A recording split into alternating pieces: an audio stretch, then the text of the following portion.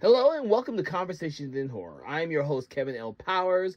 I am not here for this episode today as we are doing something special on this episode. We are allowing special guest Thomas Tinnerello to provide us with an interview with Joel Wynkoop, who is someone who worked with Herschel Gordon Lewis on one of his final films. I'm not going to give too much away as I would like you to listen to that interview, but I would like to say that we are doing this as part of the 60th anniversary of 2000 Maniacs by Herschel Gordon Lewis, who we just did an episode with, and we wanted to provide you all with something a little bit extra, a little bit something special. We hope to bring these type of interviews to later episodes because our guests on the show have a lot to tell everyone about horror, and they know a lot of different people, and we just want to highlight some of these amazing individuals out there. So without further ado, I'm going to let Thomas take it away, and we hope that you enjoy this special episode and you will check out some of the other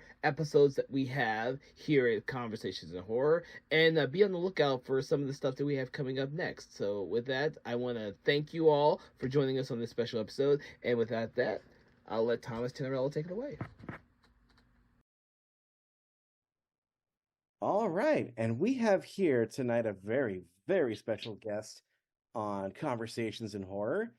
We have cult movie legend Joel D. Wynkoop, who is a writer, director, actor, star of such cult classics as Twisted Illusions, number 1 and 2, Truth or Dare 5, and Lost Faith, among many, many other films. But we are here to talk about the fact that he is also one of the few humans privileged enough to have worked with the legendary director Herschel Gordon Lewis, director of our film tonight, 2000 Maniacs. But first off, tell us how you got started and a little bit of how you became the legend you are today. Yeah, I don't know if a legend, but Batman's a legend. Just starting in the business was just, let's see, I was going to start, let's see, what did I do? Oh, well, I started with my Super 8 stuff in 1972, 73, 74 area. And I had a neighbor named Tim Ritter, and he came over with a dinosaur. He goes, "Hey, Joel, if you want, you can put this dinosaur in your movie." And I said, "Thanks, Tim." And Tim and I got to be, even though there was an age difference, I think I was 15 and he was 8. And, but we became good friends. Not, I'm watching him and his sister, but not that. It was a friendship because I liked him and he liked the Bionic Man, and Star Wars came along. But that's how we met. And then I moved away from the neighborhood for 10 years. And my nephew, Terry, called me on the phone one night and he said, "Hey, there's a kid in my school named Tim Ritter selling a movie called Day of the Reaper. Is that the one that you watched?" And I went, "Yeah, I think so. What's the number?" And he gives it to me. It's in Jupiter. I call him up. I talk to his mom. Right away, I kind of went into a time warp thinking he's still that same age. And I'm like, "Is Tim allowed to, give me a call when he gets home? He's so many years old, 16 or 17, whatever it was. Of course he can call you." And I go, "Oh, yeah, I'm an idiot. Sorry."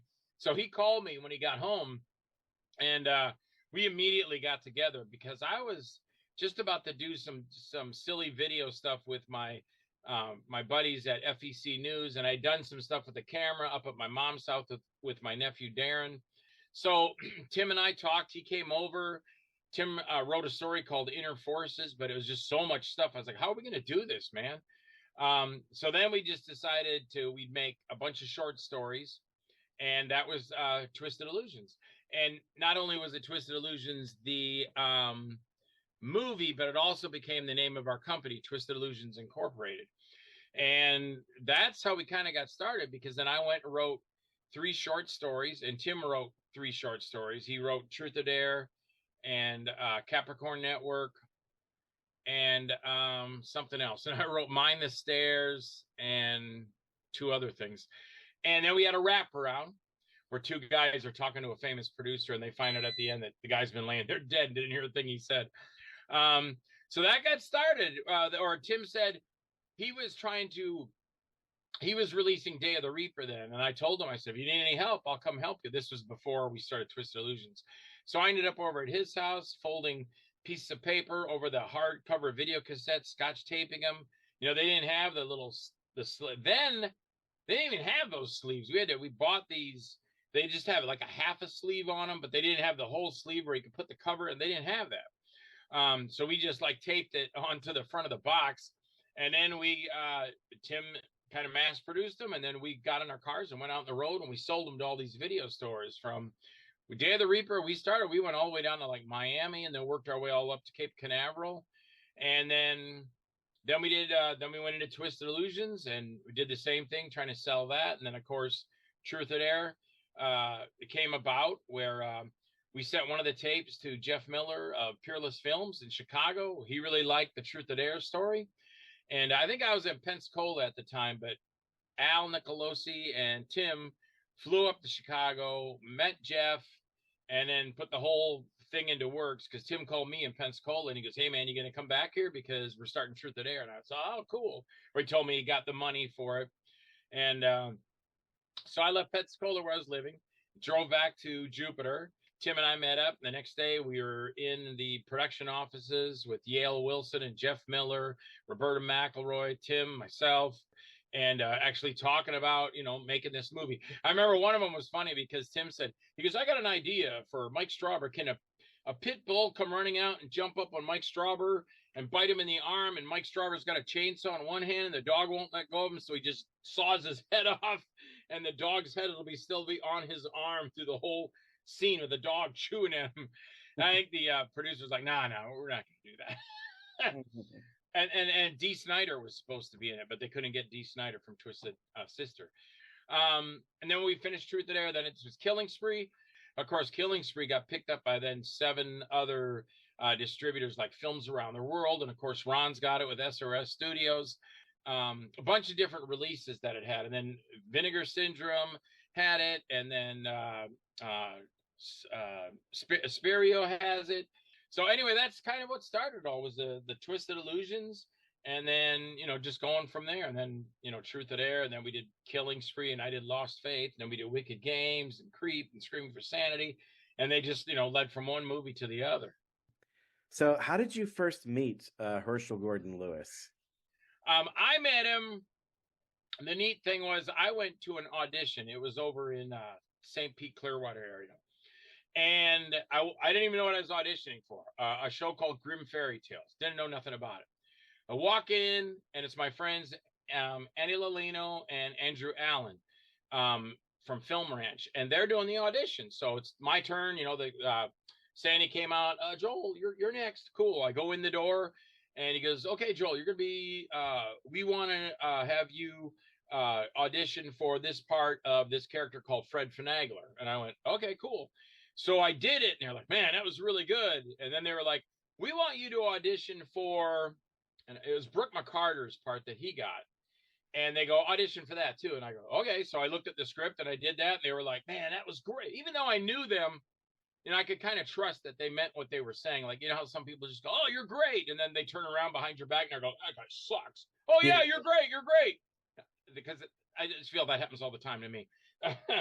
But as I'm walking out the door, they go, "Hey, Joel, we think you're great for either one of those roles, but we don't make the decisions. It's all up to Herschel." And I stopped in the doorway and I went, "Oh, okay." And then I go, "You don't mean Herschel Gordon Lewis, right?" They go, "Yeah, it's a Herschel Gordon Lewis movie." I go, "Oh, damn, I didn't know that. That's awesome." They go, "Well, it's up to him." And I go, "Okay." It wasn't a week later, Andrew called me on the phone and he goes, "Herschel loves you.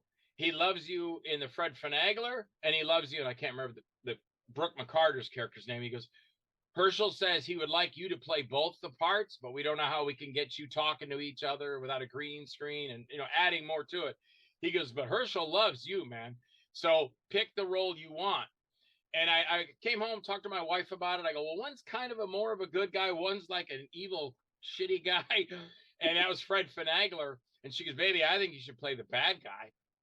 That's like playing Dr. Doom in if you can't get to be the Human Torch or Mr. Fantastic, but they like you as Dr. Doom, take the Dr. Doom part, because people will remember that." So I took the Fred Finagler, and couple of funny stories out of that.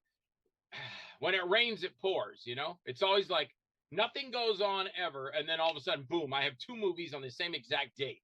So the day they say they're going to shoot, I'm already working on Jason LaCorey's movie Stop Dead. Or no, I'm starting to. That's right. I haven't started yet. Jason says, this is the day we're going to shoot from here to here.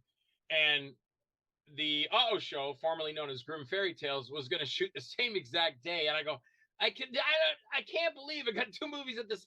I used to always think growing up and watching TV, wow, it must be pretty cool to have 2 or 3 movies out at the same time.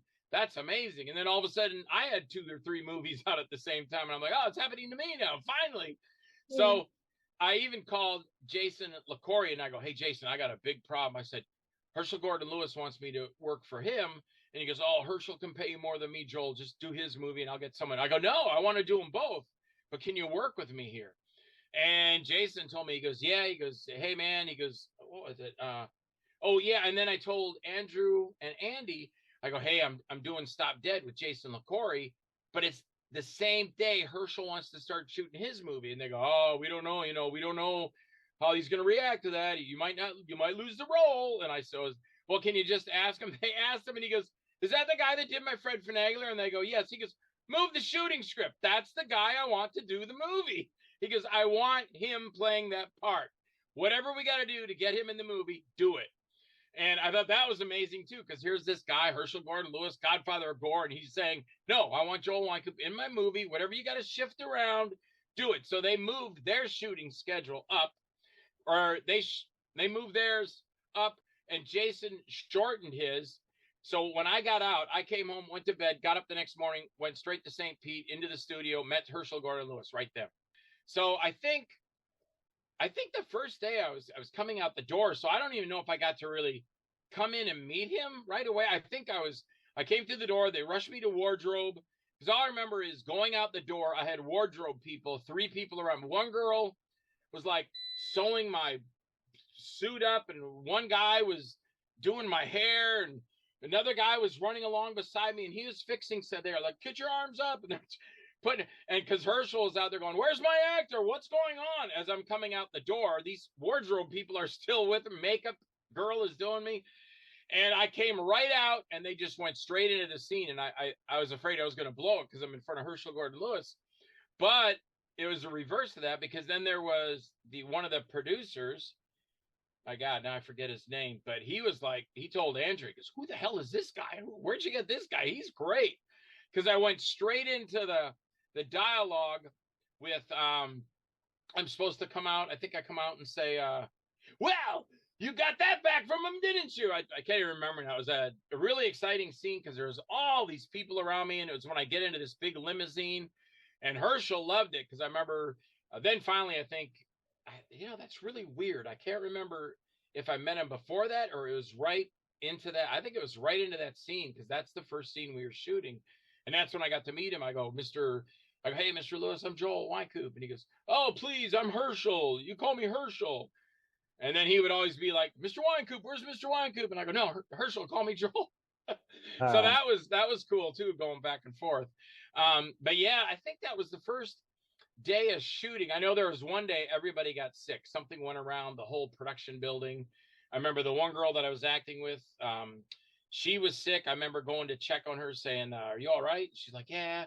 And then a lot of the camera guys and the editor guys, they were all sick, because they would shoot the scene, run the card in, dump the footage, take the card back, and they would just keep doing that all day and be editing as we were going. Well, no, not editing as we were going, but just dumping the footage, because Chris Woods, they gave him a hotel for 3 or 4 days, locked him in there and said, edit this movie. But, yeah, it was very cool. Him and I got along really good. When my wife came for one scene, it was the wheel scene inside the they rented this giant warehouse. And Herschel said, sometimes I don't like to say this because then people are like, oh, you're just saying that or whatever. But it's nice to hear it, and so I'm going to repeat it. But Herschel said to my wife, when I said, hey, Herschel, this is my wife, Kathy. Kathy, this is Herschel Gordon Lewis, godfather of gore. Herschel said to her, and this is his words, and yeah, maybe he's just being nice, but it's nice. Herschel said to my wife, he goes, your husband is the most talented actor I've ever worked with in my entire life. And I think of all the movies he's done, yeah, maybe he's just being a nice guy, but because he's worked with a lot of actors, but it was just super nice, to hear them, and he was always super nice to me. And I remember one scene, there was Jack Amos there, and I was there, and of course, Andrew Allen, and I think the guy that did the ventriloquist part. And I remember I had to go on, I could not get my lines down, and Herschel was like, "What's the matter, my friend?" And I go, "Herschel," and I was getting upset. I said to Herschel, "Herschel, it's because I haven't eaten. I got to eat something." He goes, "Well, then go, boy, go." And I ran off. It wasn't really a green room. It was just a room that had some food in there. But I ran in and wolfed down everything I could and was drinking and eating about 10 minutes. And I ran back to set and I go, "I'm ready to go." He goes, "Okay, action." And I, boom, just went in and did the lines, whatever they were. I can't remember now. Mm-hmm. There's something with the ventriloquist thing. I think I introduced him or something.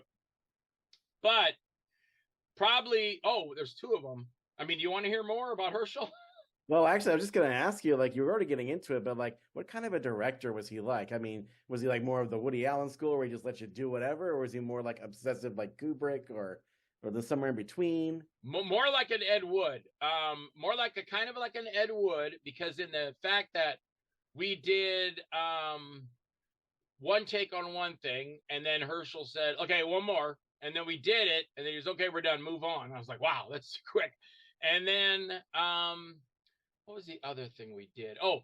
I said, "Herschel, have you got a minute?" I said, I'd like to show you what I'm going to do. And he goes, "Yeah, okay." And he was sitting in the seats, and I went up on stage. And I remember Krista Grotti was sitting right next to Herschel Gordon Lewis. And I got up on stage, and I started doing my scene. And that was the scene where I'm on stage, and I'm going, it maybe reminded me of my Uncle Herschel. He would tell us stories, and I loved my Uncle Herschel. And I did the whole thing perfect, didn't miss anything. And I said, "End scene." And Herschel goes, "Oh my God, that was great. Why didn't we shoot that? Why didn't nobody shoot this guy?" And I always remember this from Krista Grotti Saxon. She goes, "That was fucking awesome, Joel." So she really loved it. Herschel loved it. And then we actually shot that scene. And when I said, "Herschel, I can do it again," he goes, "No, my boy, that was perfect. That was perfect." And I was like, great. So he was quick about it. Like, he'd set up the scene, and then he only missed one night. He was at somebody's wedding or something. And that was a interesting story too. Because Lloyd Kaufman was there. And that was cool to have Lloyd there too. And Lloyd had really nice things to say about me. So I was like, "No, this is I'm like being treated." And then I was back to working at Crystal Water the next day. Well, I don't know. I think I was done with Crystal Water by then. Yeah, I think I'd retired myself. But it was great, because when I was on that, people didn't really know me from my other movies. And we had, I don't know, there's 30, 40, 50 extras.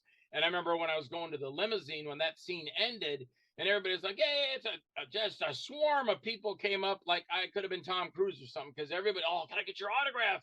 And I'm thinking, I'm just Joel Wynkoop. I was driving a truck a year ago. I've just done a couple of movies. And but it was so cool to be treated that way. But yeah, Herschel was great. He knew what he wanted, but it'd be very fast. It wasn't like 16 or 92 takes. It was 1 or 2 takes, maybe 3, and then he was done. Tim and I always did that too. We'd do like 18, 24 takes. And Tim finally said, "Man, we don't need all this. You drive yourself crazy in editing." So we just said, from now on, I do no more than 3 takes. And that's what I tell my wife. I go, 3 takes. That's all I want. And occasionally I'll go over and she goes, "You told me 3, you got 5. I go, "I know, but I needed that. Something moved, or, something's going to screw me up in editing. I have to get this right." But yeah, Herschel, there wasn't too many. I remember one day telling him, I can't remember her name, Nevada Caldwell. Was it Nevada Caldwell? She was doing a scene with me, and it was pretty intense, where I'm yelling at her and she's yelling back. And I go, "Slap me." And she did one of these. And I go, "No, slap me." So she did that. And I go, "Slap me." And she did. And then Herschel goes, "Slap him. He's telling you to slap him. Just slap him. He can take it." So she just bam right across the face. And I think my lines were like, "Ooh, nice one, little," whatever I said. God, I can't remember any of that now. Whatever I said to her, "Fancy, fancy, Miss Prancy, Prancy," or something like that. And then as she leaves, I'm going to grab her butt going out the door. Just really revolting, this Fred Finagler guy was. And he loved it. I said, again, he's like, "Man, that's great," because that's all we need. That's perfect. So yeah, most of them. And I would say, yeah, probably. I was probably there for the whole thing. You know, I would go even if I wasn't work. Well, I think I worked every day on that, so I was over there every day. But yeah, it was great to work with him. You know, he treated my wife nice when she came. I took pictures with him. But yeah, what a cool guy. And then when we were at Fangoria, he was showing the movie, but it had a lot of the green screen stuff. And I remember, it was Mark. Mark's the one that put up a whole bunch of money for it, and he's the one that goes, "Where did you get this guy? He's amazing. This guy's great." And he put up a lot of the money. He didn't. I don't think he wanted to show it, but Herschel did, and it had the green screen, so it played at up in Orlando at Spooky Empire, and it was cool. But I remember him coming out of the from the front row, and he's coming back to me, and he was going, "I'm gonna make you a star," like that. It was cool to work with, not only just to work with Herschel Gordon Lewis, but to be a friend with Herschel Gordon Lewis. Because then they had a thing down in Miami, and we went down for that too, and they did another showing, and he pulled me up on stage. And a neat story about well, just real quick, Brooke McCarter. I met him in 2007. Chris Woods was shooting video of me talking to all the horror actors there, and one of them was Brooke McCarter from Lost Boys. And I'm talking to him, and we did a whole interview. And at the very end of the interview, I turned to the camera with my microphone. I go, "This is Joel Wynkoop, and this here's Brooke McCarter, and we're gonna be working on a movie together real soon." And Brooke McCarter goes, "Yeah, baby, yeah." Lo and behold, 2009, the first day, I'm walking down the hallway of the big production room where all the show or Grim Fairy Tales is being shot. I'm coming down the hall this way. Here's Brooke McCarter coming this way. We met right in the middle. And I go, "Brooke," and he goes, "Joel." I go, "Didn't I tell you we'd be working together real soon on a movie?" He goes, "You did say that, man." And that was cool. I got Brooke McCarter a Wynkoop t-shirt. One of my Wynkoop shirts says, "Give the part to Wynkoop. He can play anyone." A couple days later, he came and gave me a big Spider-Man t-shirt, which was awesome to get that from Brooke McCarter. And then I had to hear about his passing from a friend of mine in Maine. Bill Castadelli called me, and he goes, "Joel, are you sitting down?" And I go, "I can. What's up?" He goes, "Brooke McCarter just died." And I go, "Oh my God, what?" And then I got in contact with the people that knew him, and they said, yeah, he didn't want to tell anybody. He knew what was coming, but he didn't want fanfare. He didn't want to tell anybody. He didn't want people coming to see him and stuff. And, "Oh, I'm so sorry." He goes, "Just let me die." And that's how he went out, and that's how I found out. But yeah, Herschel was definitely just very, very cool to work for. I never had any complaints, never had any problems with him. And I worked really hard to get all those. There's a lot of dialogue in that. I worked really hard, not to tell him Brooke, but I remember he had cue cards, and I'm thinking, "Why is he using? I'm not using cue cards." And Herschel would go, "Whoa, look at how hard this guy's working. You get him some cue cards." And I was always like, "Nah, I don't need cue cards. It's in my head." But there's a lot of dialogue to do in that movie, and I was always running off to another room, going, "All right, come on, memorize," trying to get the lines down and do good, impress Herschel, and do my part for a movie that I thought was going to be, entertaining. So I'd heard that you had actually Herschel had got you to participate in some kind of on-set practical joke. What was that all about? Yeah, that was pretty funny. Herschel came out of the door one day that I'll just say it's the biggest room we shot in there was the one with the big wheel and then the buzz saw that would cut people in half. Like my buddy Russ Forga got cut in half. And so a lot of the bigger showpieces are in this room. So I always said there was 300 people there when I tell the story. And Andrew Allen says, "No, it was more like 60 to 70, Joel." And I go, "It felt like 300 to me." So this room is packed with actors that are in the movie, and then all the stage people, the prop guys, the camera guys, everybody that makes the movies in this room. Herschel's coming out the door into the area where the food was, where I was probably eating, and he goes, "Oh, Mr. Wynkoop, come here. We are gonna play a joke on the Andy." I think he said the Andys at the time, because Andy Lolino wasn't there as much as Andrew Allen, but they were always known as the Andys. Andy Lolino, Andrew Allen. And he goes, "We are gonna play," or you might have just said, "We are gonna play a joke on Andrew." And I go, "Oh, Herschel, you got to let me in on this. I'm the king of that stuff." And he goes, all right. You just come in when you think you should come in." And I go, "Hey, you got it, man."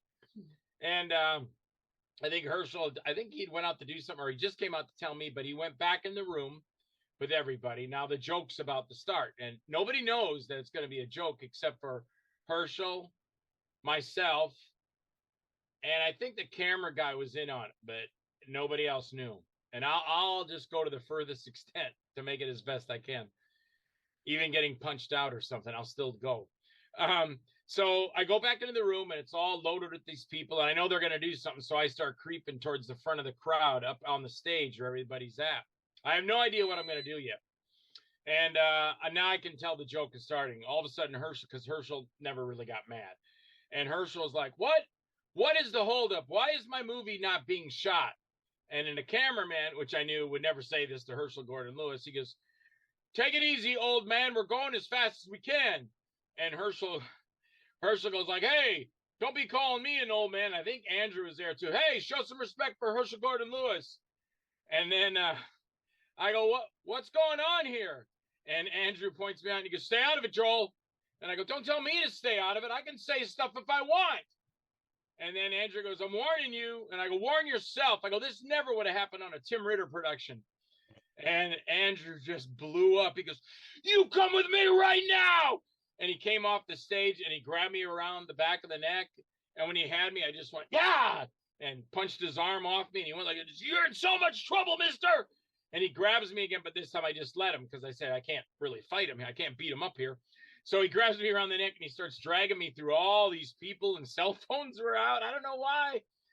A lot of people came to me later and they're like, oh, we recorded this. And I'm thinking, why didn't you send that to TMZ or something? Do you record it? And what'd you do? Delete it? This would have been great to keep. So he's dragging me through the crowd of people, pulling me by the back of my neck. And finally, we're getting so close to the door. I go, okay, the joke's not going to be funny if we go out that door because Herschel can't talk no more. So at the last second, after he said, you're in so much trouble, you don't even know, I did like a backhand. Yeah. And I hit his arm, and his arm went flying off him. And he goes, you're in trouble. I go, try me. And I'll just go as far as I have to. I don't care. You got to make it look real. And all of a sudden, Andrew and I are like face to face. He is like red in his face. I'm probably red in my face because we're really like almost going to go to blows right there. I'm ready to punch him out. And he's ready to punch me out. And Herschel goes, Andrew. And Andrew turns to Herschel and he goes, what, Herschel? And Herschel goes, April Fool. That's what it was. It was April 1st. It was an April Fool's joke. So he goes, April Fools. And Andrew's just standing there looking around. Everybody's laughing. And Andrew looks at me and he goes, you're the best damn actor in the world. You're the best damn actor in the world. So we went back in there. I remember Jack Amos coming over to me. He goes, Coop, I thought you were losing it. I was walking out the door when you started going nuts out there. And really fun because everybody believed it. They really thought, oh, man, Wynkoop's going crazy. He's going to kill Herschel, or he's going to kill Andrew Allen. And, yeah, it was a great time. Andrew had fun with it. He laughed at it later. And Herschel was cracking up because that was like the great April Fool's joke. Yeah, so that was pretty cool. That was a lot of fun that day. Oh, so I was wondering, you mentioned earlier the gore effects in this, and of course it's been a staple of his movies since the 60s. So on the show, just like how involved was he in those effects? Mostly it was Marcus Cook and Shelby McIntyre did all the effects, but Herschel, of course, told them how he wanted them. Because there's one where Russ Forga's cut, they had to bring in fake legs for him because the buzzsaw goes up between his legs and it's supposed to cut his legs off. And then one of the guys that played the reporter had his head hanging on a wall. And I think they took part of the wall out and they would stick his head through and then put the frame around him. And then they did a whole campfire scene at the end where I'm in the middle of the pit and they're roasting marshmallows off of me. Yeah. And because Herschel said, he goes, I don't like my movies. I don't know the other ones, but this movie, I don't want to show it as everybody's dead. Everybody's alive. Even though they're killed in the movie, they're alive at the end. So then there was Shelby. I remember he got his insides blown out or something. So, but I think it was mostly, Herschel saying, look, this is what I want. And Shelby and Marcus came up with doing all the special effects and stuff as far as the blood and the guts and all that such. Interesting. So for this one, he wanted more of like a stage thing where at the end everybody has a curtain call. Yeah, well, we did that too when we all came out and did our little thing across the stage there at the end. But yeah, he was like, I go, well, Herschel, if they're dead, why are they showing? Because I just ask him, I go, Herschel, I just got a question for you. If this guy's dead, why does he show up later on? He goes, well, Mr. Wynkoop, I don't want them to be like dead. Because I remember making a reference. I go, oh, like Monty Python and the Holy Grail. And he goes, no, not like Monty Python. I went, oh, okay. Well, the Black Knight kept getting cut up, but he was still alive. But he goes, no, I don't, my characters will die, but they will still be alive. Like I'm dead with my insides cut out, but I'm still talking. And I go, hey, can you give me a marshmallow too?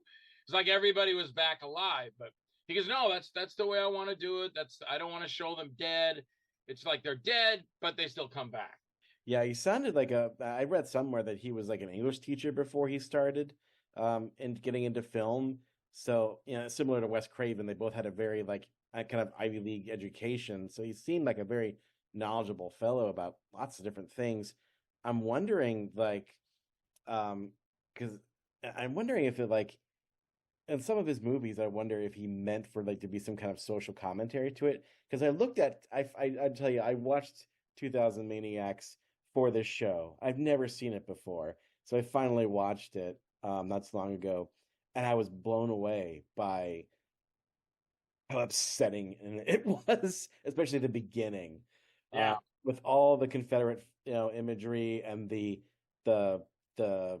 glee that these simple townspeople take in destroying these people.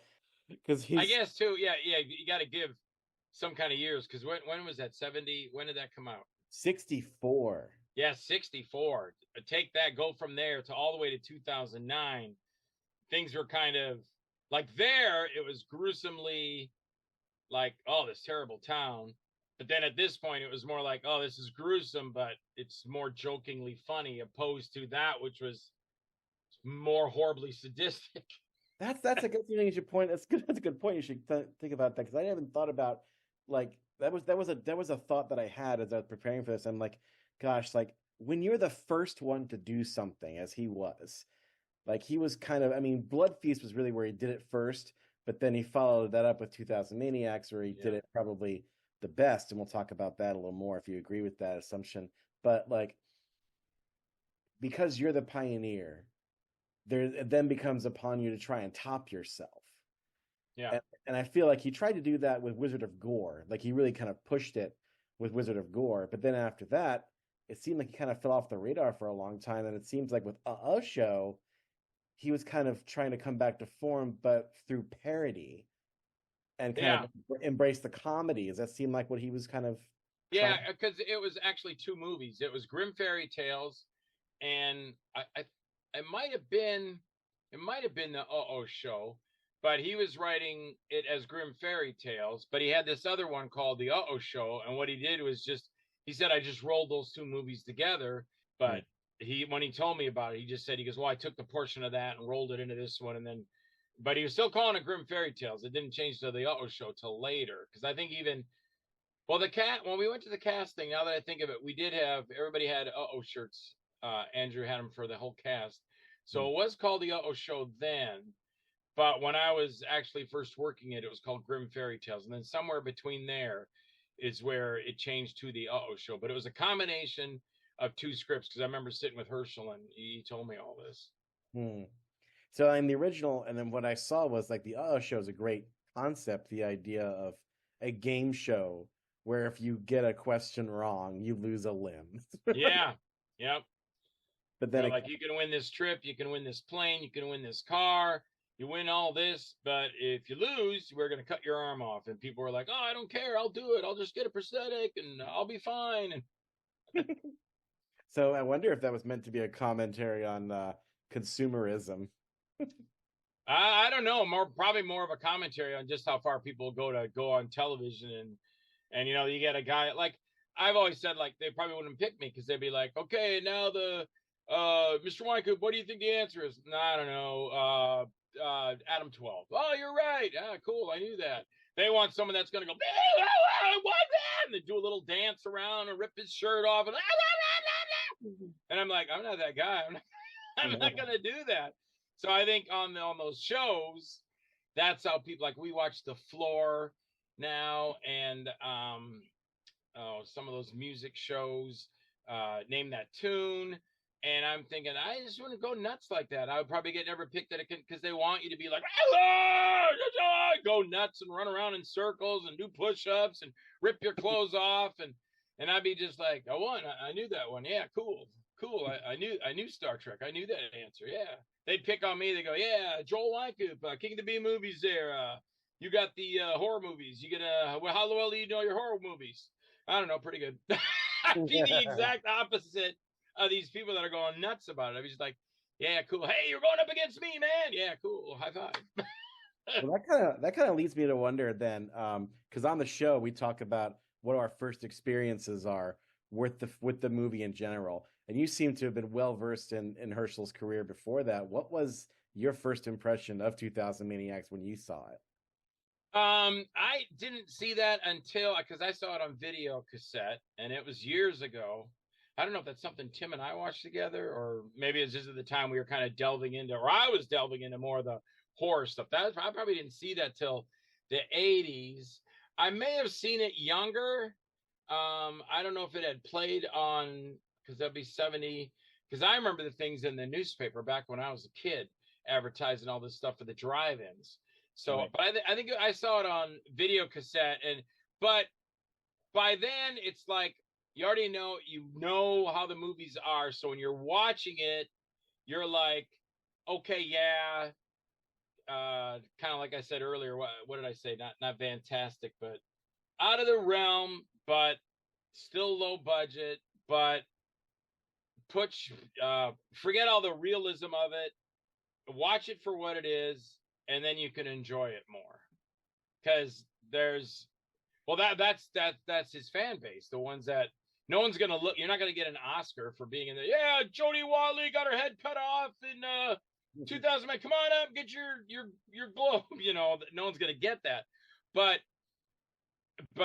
or compared to like Gone with the Wind. You're looking at Gone with the Wind. It's so whatever, and then you got this. So your mindset anyway. So it's just, I guess the best you can just say is it's a low budget, gory movie that Herschel had fun with and the actors were having fun with, and it's not out to win an Academy Award. It's like I always say, I put a movie out, I go, look, man, I just want to entertain you. I don't care if you hate it or you love it.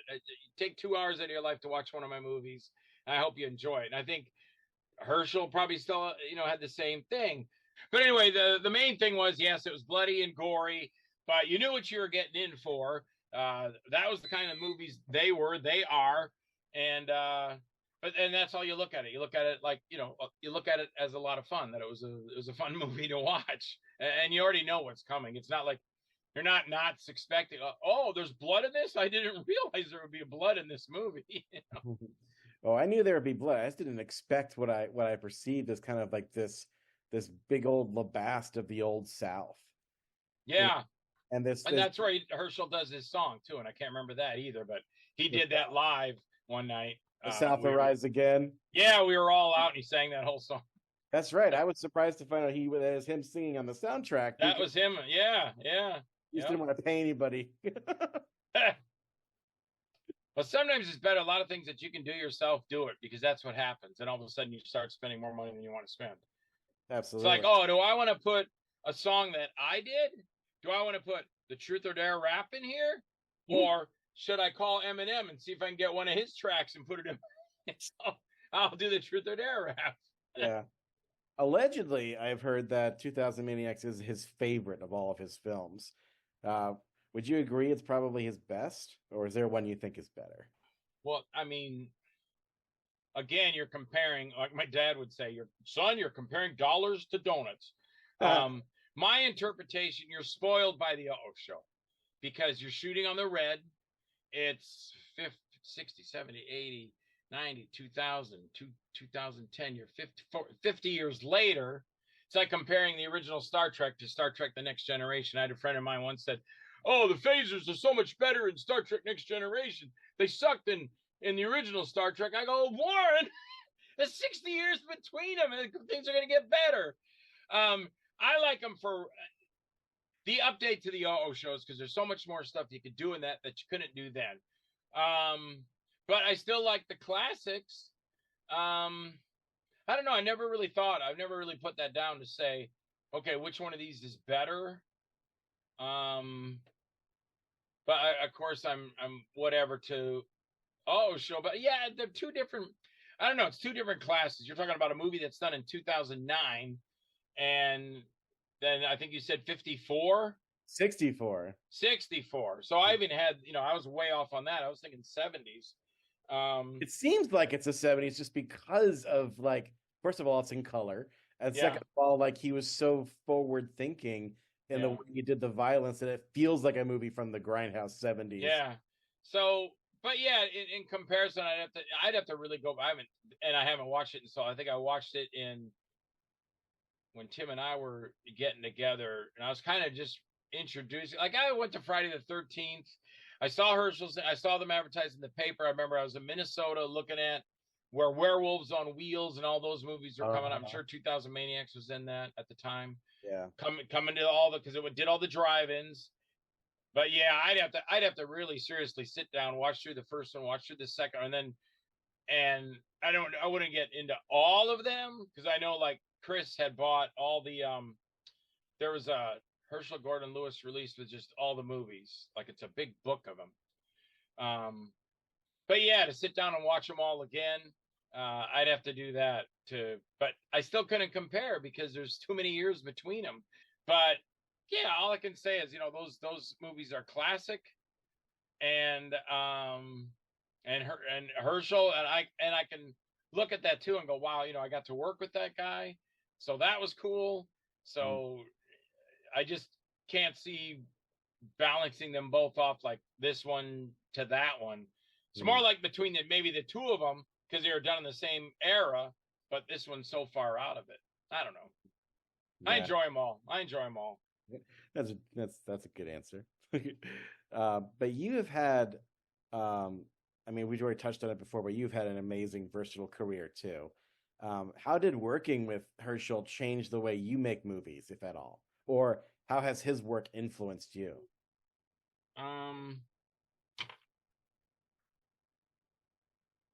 I think the way he treated people, the way he listened, because I would go to Herschel and I go, Herschel, I kind of got an idea about this, but I want to be like stepping on anybody's toes, and it's your movie.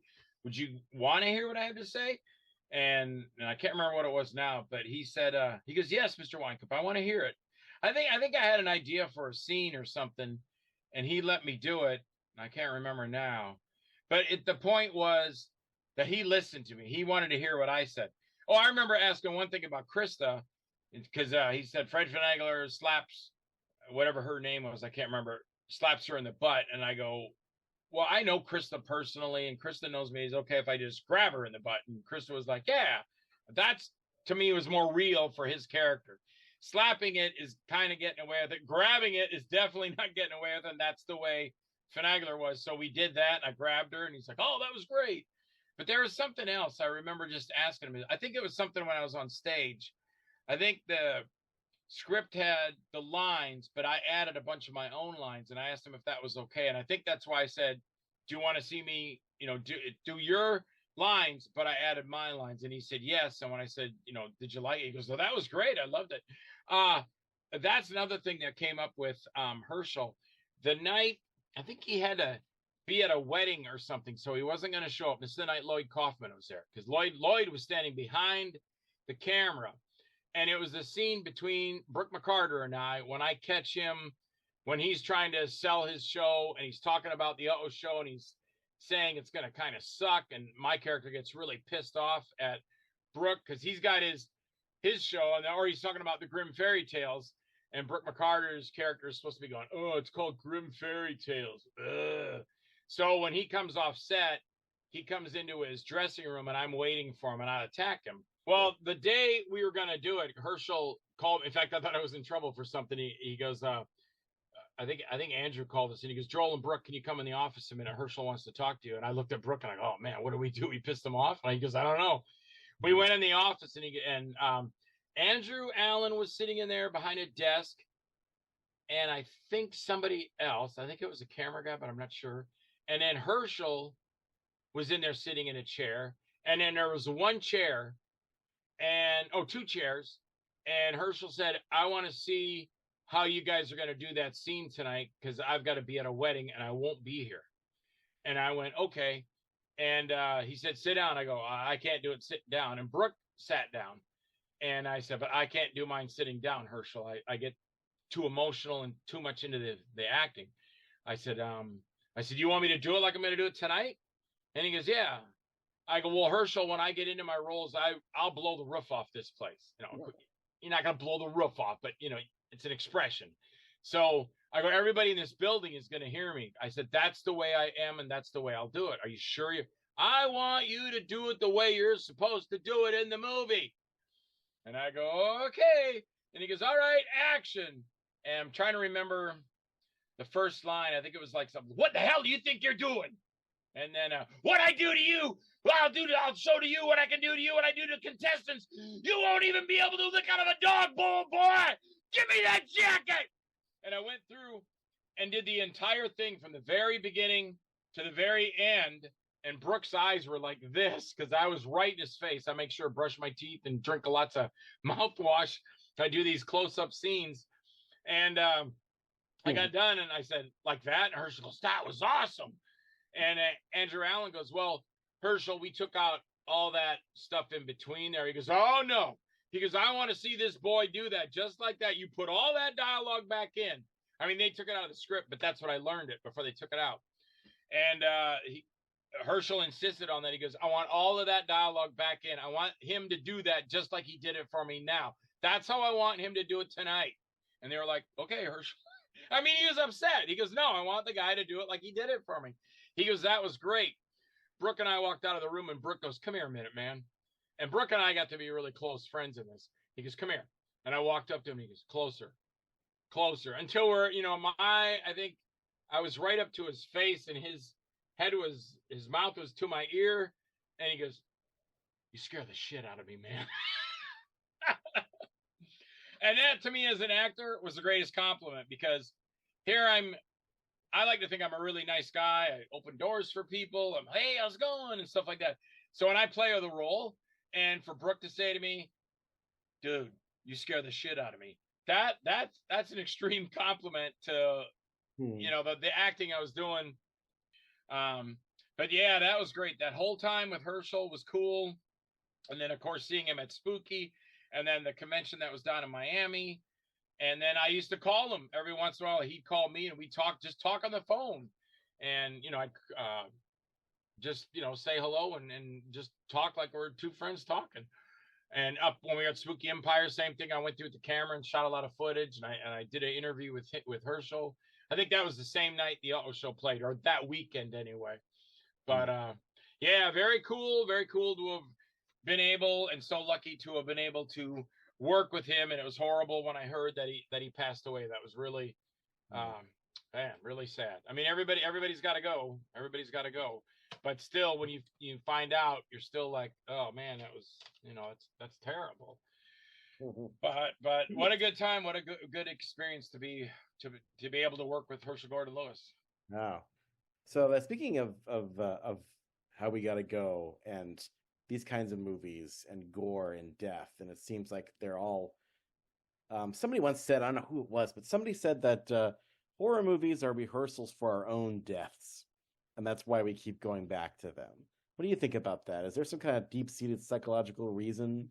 I hope not, because Tim and I had that conversation way back in 85. I remember Beverly Hills Cop was coming out because we were going after the movie shoot that day. We both went out to Beverly Hills Cop.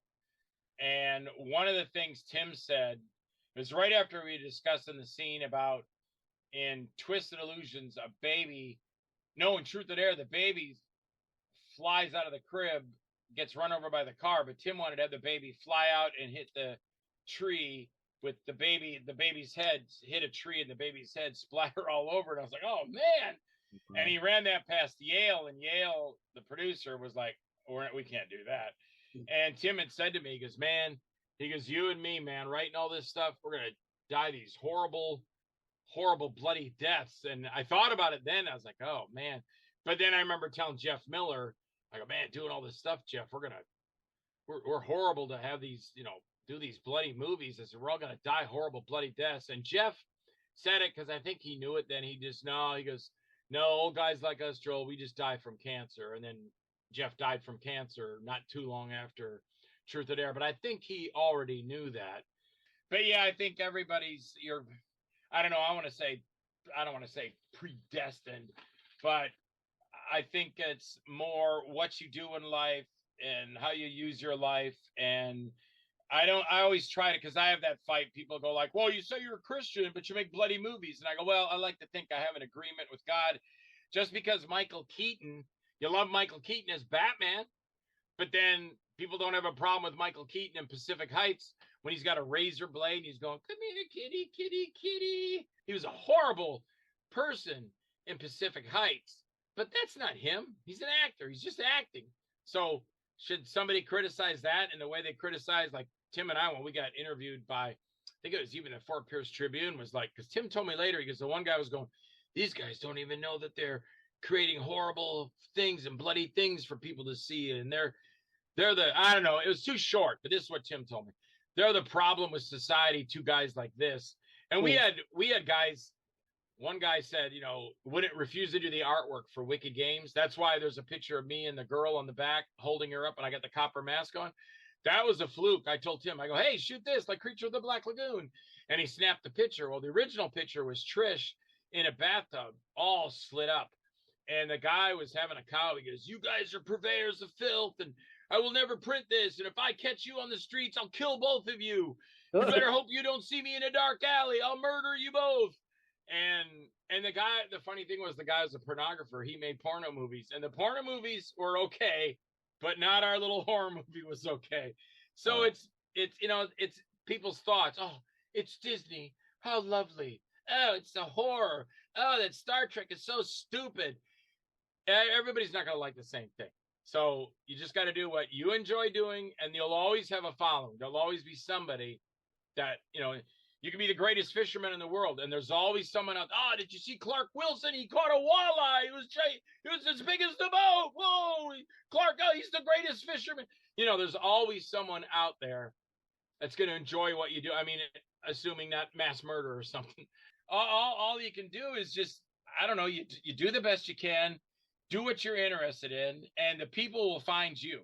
They'll find you and they'll hate you, or they'll find you and they'll love what you do. So I don't know. Well, that's my philosophy on life. Well, I was gonna ask one more thing, but that's just the perfect way to end things because I think you summed it up just perfectly, Joel. And so before we go, you have anything to promote? What do you got coming out?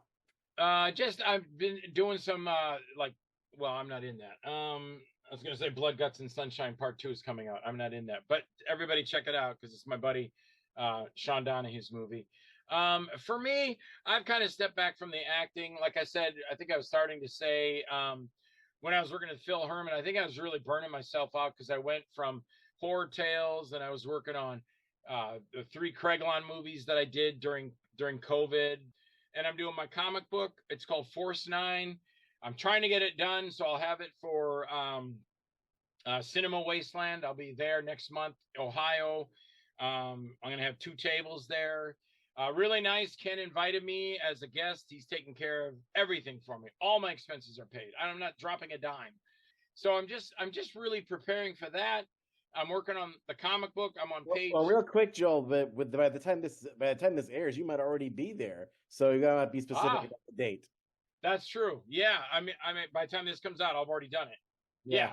So Cinema Wasteland. Anyway, but yeah, so I'm trying to get the comic book done for that, which will be past when you see this. It'll be over. So hopefully I got it out, and I can let you know in the future.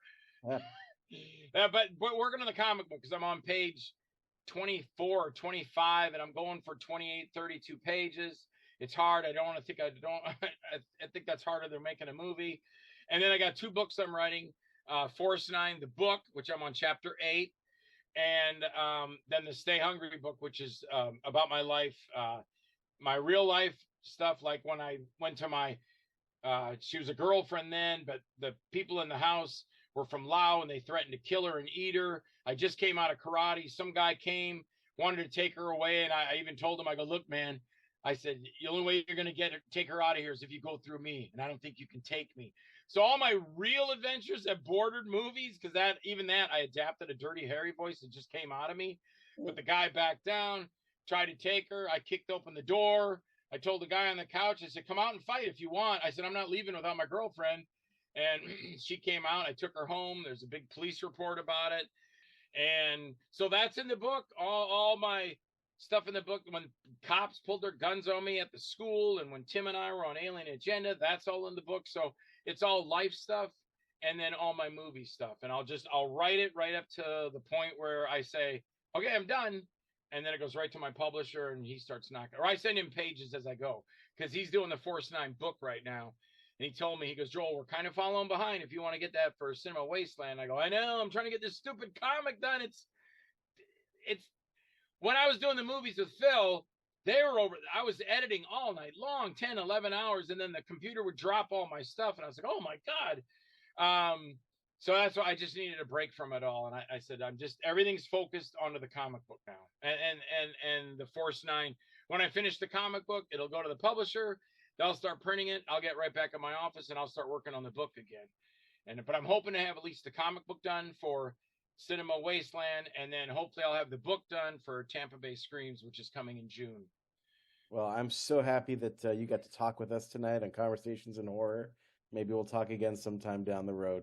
And I hope you have a great evening. Thank you so much, Joel Wynkoop. Brother, thank you so much. Sorry if I ramble. I get really excited about this stuff. And my wife's like, you talk too much. And I'm like, yeah, I agree. But I got a lot to say. And I think for people that are interested, I think they'd enjoy it. So I try to, make it, exciting and fun for anybody that might be listening. And I hope you enjoy it.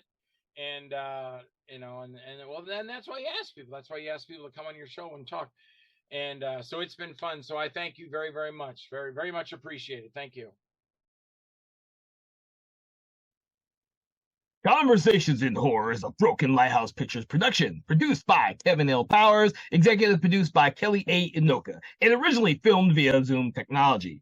Conversations in Horror is hosted by Kevin L. Powers and co-hosted by various horror film lovers and filmmakers. To learn more about Mr. Powers, please make sure to check out his Patreon page and other social media platforms. Conversations in Horror is copyright 2024 Broken Lighthouse Pictures production.